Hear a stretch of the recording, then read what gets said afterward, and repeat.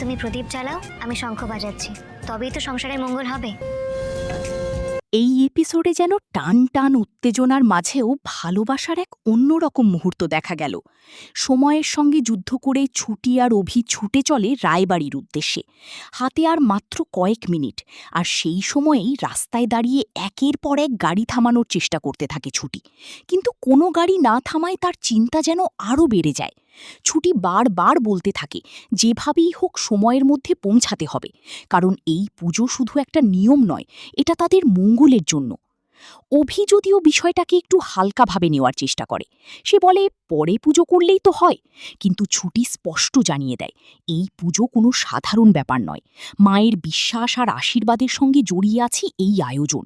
ঠিক তখনই সামনে এসে দাঁড়ায় একটি সিএনজি। সেটাকেই শেষ ভরসা মনে করে ছুটি তাড়াতাড়ি অভিকে নিয়ে উঠে পড়ে। কিন্তু সিএনজি ধীরে চলতে থাকায় ছুটির ধৈর্য ভেঙে যায়। অবশেষে সে এমন এক কাজ করে বসে যা দেখে অভিও অবাক হয়ে যায়। নিজেই ড্রাইভারের সিটে বসে দ্রুত রায়বাড়ির দিকে গাড়ি চালাতে শুরু করে ছুটি। তার চোখে তখন একটাই লক্ষ্য, সময়ের মধ্যে পৌঁছে পুজোটা সম্পন্ন করা।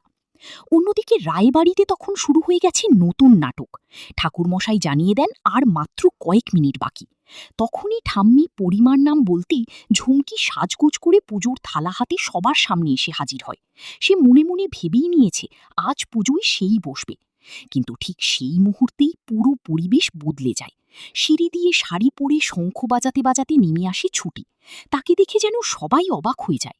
অভির মা খুশিতে ভরে ওঠেন, আর ছুটি সোজা গিয়ে ঝুমকির সামনে দাঁড়িয়ে শান্ত গলায় বলে দেয় এই বাড়ির বউ সে, তাই এই পুজোতে বসার অধিকারও তারই।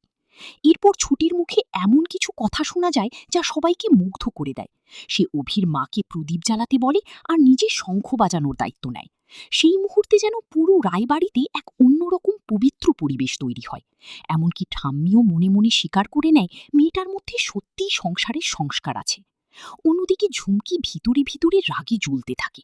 ছুটি আর অভিকে একসঙ্গে পুজো করতে দেখে সে মনে মনে প্রতিজ্ঞা করে এই লড়াই এখানেই শেষ নয়, ভবিষ্যতে সে আরও বড় চাল চালবে।